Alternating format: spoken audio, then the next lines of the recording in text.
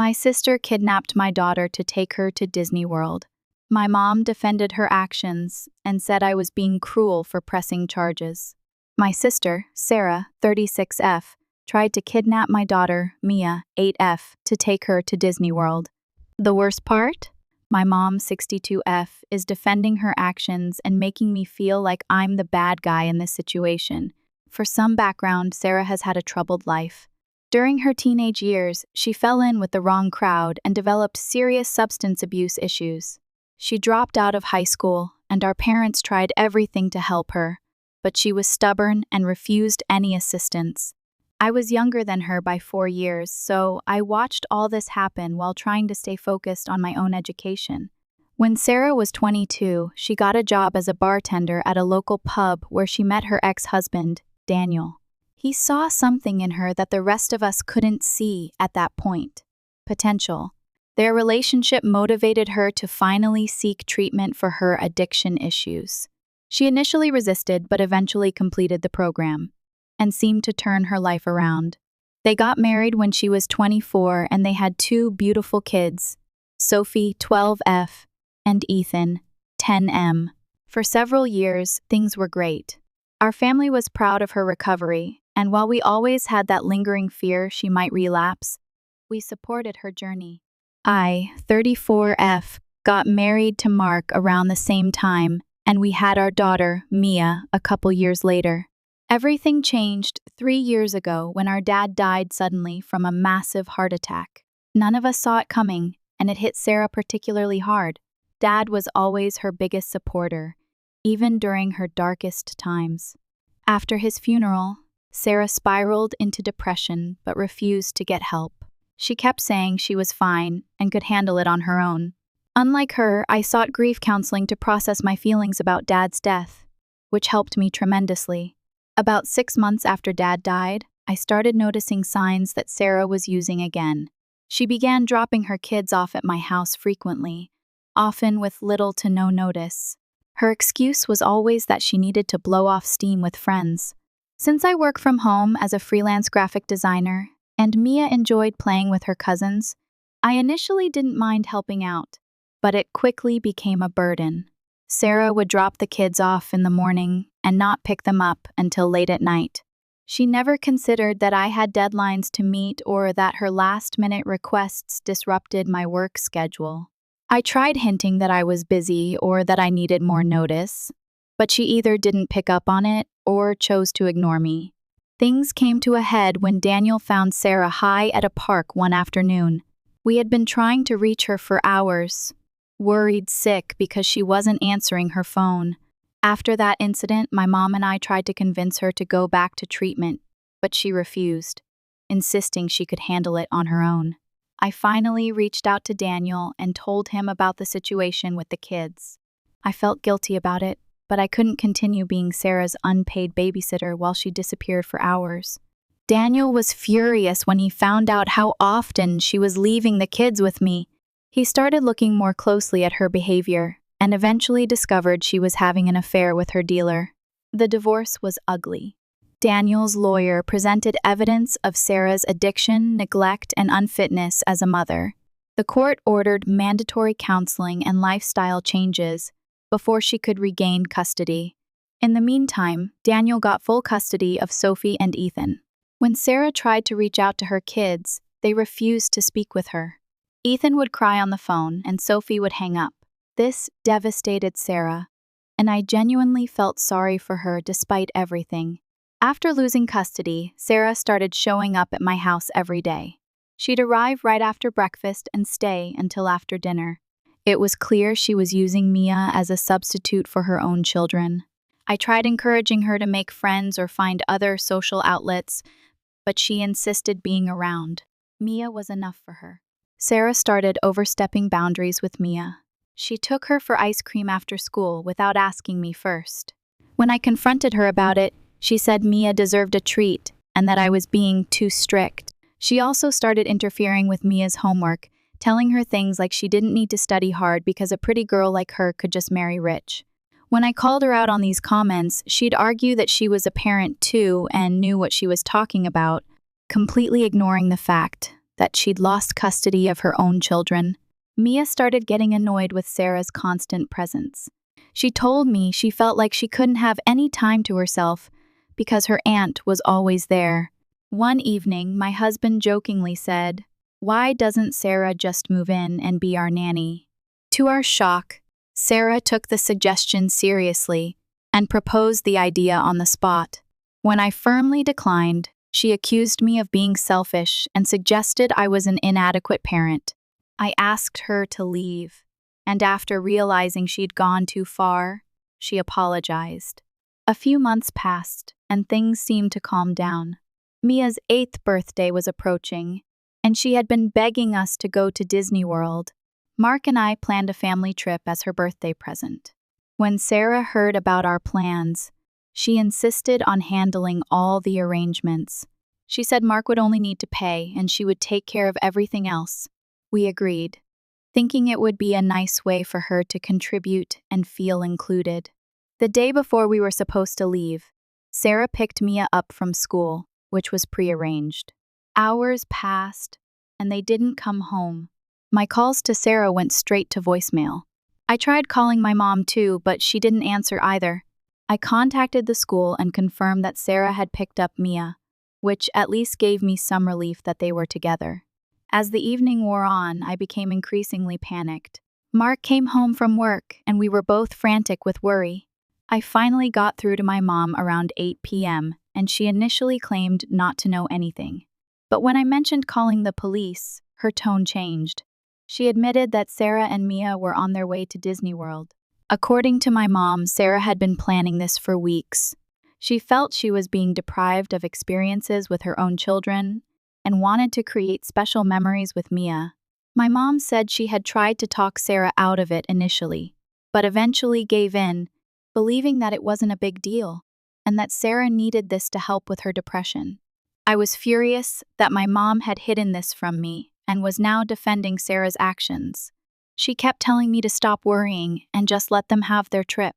I immediately called 911 and reported the kidnapping, giving them Sarah's license plate number and explaining my concerns about her history with substance abuse. Mark was equally outraged when I told him what had happened.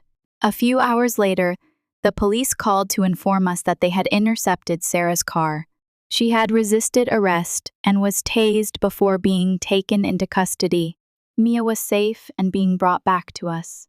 When Mia returned home, she told us that Sarah had lied to her, saying that Mark and I couldn't take her to Disney World because we were too busy with work. Sarah told Mia she was saving her birthday by taking her there herself. Mia had no idea she was essentially being kidnapped. Since then, my mom has been calling non-stop, blaming me for what happened. She keeps saying I'm tearing the family apart and asking how I could do this to my own sister. She insists Sarah's actions were harmless and that I'm being cruel by pressing charges. I've stopped answering her calls because I can't deal with her guilt trips right now. So, am I overreacting to this situation? Should I drop the charges against my sister for the sake of family peace? I feel like I'm going crazy with my mom constantly telling me I'm in the wrong, but I can't imagine letting this go without consequences. Update 1. First, I want to thank everyone for their supportive comments on my original post. It's been a week since the incident, and I wanted to provide an update on the situation. The past few days have been incredibly difficult for our family. I keep replaying the hours when Mia was missing, that unique terror that only a parent can understand, the not knowing, the horrible scenarios that run through your mind, the feeling that your heart has been ripped from your chest. It's a nightmare I wouldn't wish on anyone. Several people asked if I would have given Sarah permission to take Mia to Disney World if she had asked properly. The answer is absolutely not. Given her history with addiction and her recent behavior, I don't trust her to be responsible for my child for multiple days, hundreds of miles away from home. Even if she apologized sincerely, which she hasn't, my answer would remain the same. Mark has been struggling too. He couldn't return to work for 3 days after the incident. For the first few nights, he slept on the floor next to Mia's bed because he was so afraid something would happen to her again. Mia seems to be doing okay on the surface, but She's been having nightmares and doesn't want to go to school because she's afraid Sarah will show up again. We've been working with a lawyer to pursue a restraining order against both Sarah and my mom. Sarah is facing charges of kidnapping and resisting arrest. My mom has been trying to pull strings to get her the best legal representation possible, draining her savings in the process. One positive development is that the rest of our family has been incredibly supportive. My aunts, uncles, and cousins have all reached out to express their shock at Sarah's actions and my mom's response. My Aunt Linda, my mom's sister, called me yesterday and said she couldn't believe my mom was enabling Sarah's behavior. She told me that my mom has always had a blind spot when it comes to Sarah, treating her like she can do no wrong while holding me to much higher standards. This double standard has existed since we were children. When Sarah was struggling with addiction as a teenager, my mom made excuses for her behavior and blamed her friends for being a bad influence. Meanwhile, if I got a B on a test instead of an A, I was lectured about not trying hard enough. I never really thought about this pattern until now, but looking back, it explains a lot about our family dynamic. Daniel, Sarah's ex-husband, has also been supportive. He called to check on Mia and offered to speak to her about what happened, thinking it might help her to talk to someone who understands what it's like to deal with Sarah's behavior. Sophie and Ethan have been kept away from all of this drama, which I think is for the best. They're still processing their own feelings about their mother's actions and the divorce. My mom showed up at our house yesterday and I didn't let her in, but she stood on our porch yelling about how I was destroying the family and how Sarah was only trying to give Mia a special experience. She kept saying that if I really cared about family, I would drop the charges and give Sarah another chance. Mark eventually came to the door and told her to leave, or we would call the police. She left, but not before warning that I would regret turning my back on my sister. I feel like I'm mourning the loss of my family while they're still alive. I always thought that when I had children, they would have a close relationship with their grandparents and aunts and uncles. Now I'm faced with the reality that I need to protect my daughter from the very people who should love and care for her. A friend suggested family therapy with my mom and Sarah, but I don't think we're ready for that. Sarah hasn't shown any remorse for her actions, and my mom continues to defend her. Until they can acknowledge the severity of what happened and take responsibility for their actions, I don't see how therapy would be productive. We've installed security cameras around our house and changed our locks. Mia's school has been notified that only Mark or I are authorized to pick her up, and they've been given photos of Sarah and my mom with strict instructions not to release Mia to them under any circumstances. The preliminary hearing for Sarah's case is scheduled for next month. My lawyer advised me that my mom might try to use her influence to pressure me into dropping the charges, especially as the court date approaches. He suggested documenting any attempts at contact or harassment from either of them to strengthen our case for the restraining order. I never imagined I would be cutting ties with my family, especially so soon after losing my dad. There are moments when I feel overwhelmed with grief for what could have been, but then I remind myself that my priority is protecting Mia. No family relationship is worth putting my child at risk. Update 2. It's been a month since my last update, and a lot has happened. The preliminary hearing for Sarah's case took place last week, and it was even more dramatic than I expected. My mom hired an expensive attorney for Sarah, depleting what was left of her retirement savings. The lawyer tried to argue that Sarah hadn't actually kidnapped Mia because she had permission to pick her up from school, and that this was just a misunderstanding between family members. Fortunately, the judge didn't buy it, especially after hearing testimony from the arresting officers about Sarah's resistance and the fact that she had crossed state lines without parental permission. What shocked me the most during the hearing was seeing my mom on the witness stand. She testified that I had always been jealous of Sarah and that I was using this situation to get revenge for perceived slights throughout our childhood. She claimed that I had known about the Disney trip all along and had changed my mind at the last minute, then called the police out of spite. It was surreal listening to her rewrite history to protect Sarah. The judge saw through her lies especially when our family texts were presented as evidence, clearly showing my panic when Mia didn't come home and my mom's initial denial about knowing where they were. The case is moving forward, and Sarah has been denied bail due to being considered a flight risk, given that she was already crossing state lines when apprehended. After the hearing, my mom confronted me in the courthouse parking lot. She was livid, blaming me for ruining both her and Sarah's lives. She told me that she had changed her will to remove me as a beneficiary and was leaving everything to Sarah to help her recover from this ordeal. I told her that I didn't care about her money. All I wanted was for my daughter to be safe. What truly blindsided me was what happened next. My mom revealed that she had known about Sarah's relapse long before any of us suspected it. Apparently, she had caught Sarah using in her bathroom during a family dinner 6 months after Dad died, but instead of confronting her or telling anyone, she gave her money to help her get back on her feet. In reality, she was funding Sarah's addiction while simultaneously enabling her to maintain the facade of recovery. I was speechless. All those times, I had struggled to juggle work while watching Sarah's kids. All the worry and stress about her disappearances, my mom had known what was happening and said nothing. She could have intervened before things got so bad that Sarah lost custody of her children, but she chose to protect Sarah's secret instead. When I asked her why, she said something that will haunt me forever. She said Sarah had always been the fragile one who needed more protection and support, while I was the strong one who could take care of myself. This explained so much about our family dynamic. I wasn't valued for my stability and responsibility. I was just expected to shoulder burdens without complaint, while Sarah was coddled despite her destructive choices. After this revelation, I decided to reach out to Daniel to tell him what my mom had admitted. He wasn't surprised.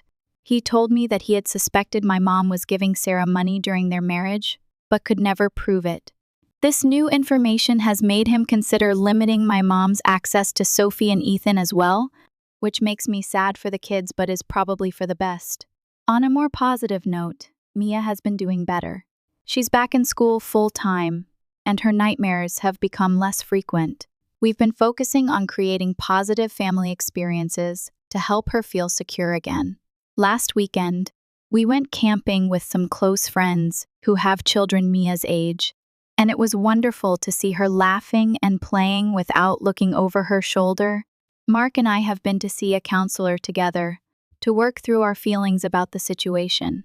The counselor helped us realize that we were both carrying a lot of guilt, me for not recognizing the patterns in my family sooner, and Mark for not being more assertive about his discomfort with Sarah's constant presence in our home. We're learning to forgive ourselves and focus on moving forward as a united front. The restraining order against Sarah and my mom was granted last week. It's a strange feeling knowing that, legally, my mother and sister cannot come near me, my husband, or my daughter. Part of me is relieved, but another part mourns the family I thought I had. I've started reconnecting with friends I had somewhat neglected while dealing with Sarah's drama over the years.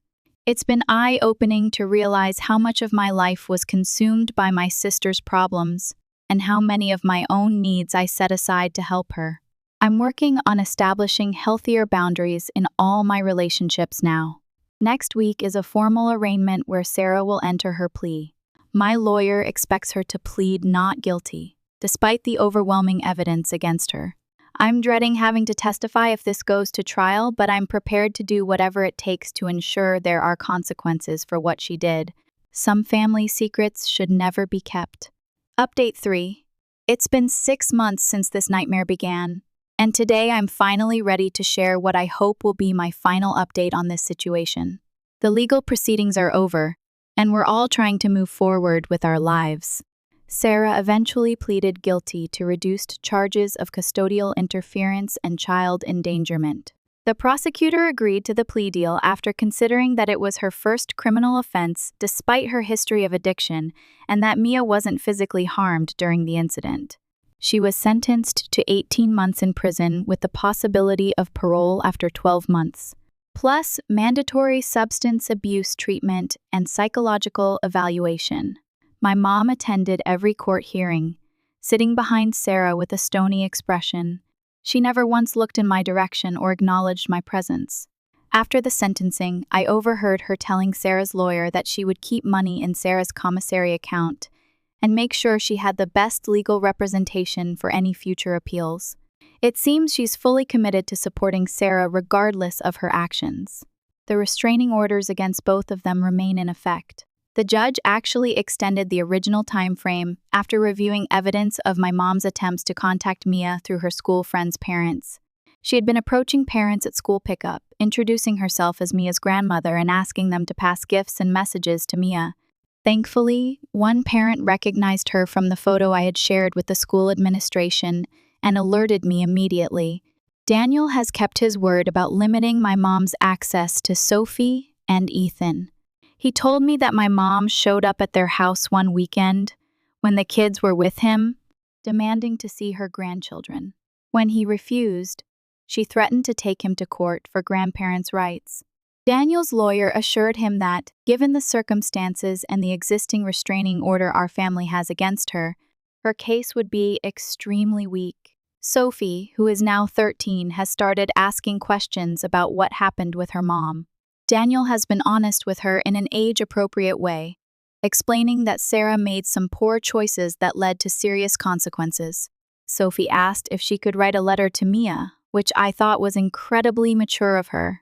The letter was sweet and simple, just telling Mia that what happened wasn't her fault and that she was still her cousin no matter what. Mia has been doing remarkably well. We decided to finally take that Disney World trip over spring break, creating new positive memories to replace the association with Sarah's kidnapping attempt. Mia was hesitant at first, but once we got there, she had an amazing time. She's been seeing a child psychologist who specializes in trauma, which has helped her process her feelings about what happened. Mark and I have grown stronger through this ordeal. We've become much more intentional about our communication and making decisions together as a team. We've also established clear boundaries with extended family members and friends, making it clear that anyone who tries to pressure us into reconciling with my mom or Sarah will not be welcome in our lives. My Aunt Linda has become a surrogate mother figure to me in many ways.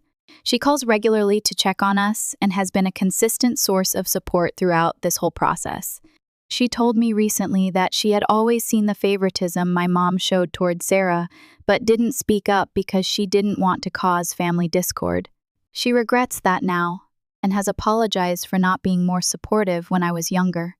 As for my relationship with my mom and Sarah, I've come to accept that it's permanently damaged. I no longer hope for reconciliation or dream of a happy family reunion. Some betrayals are too profound to overcome, and trying to force forgiveness would only lead to more pain and potentially put Mia at risk again. I've learned a lot about family dynamics, addiction, and enabling behavior through this experience.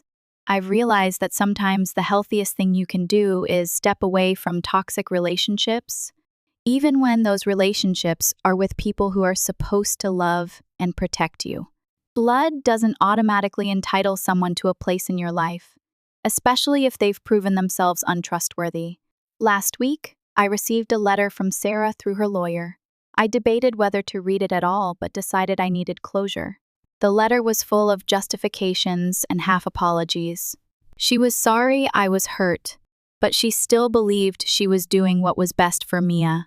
There was no real accountability or understanding of the gravity of her actions.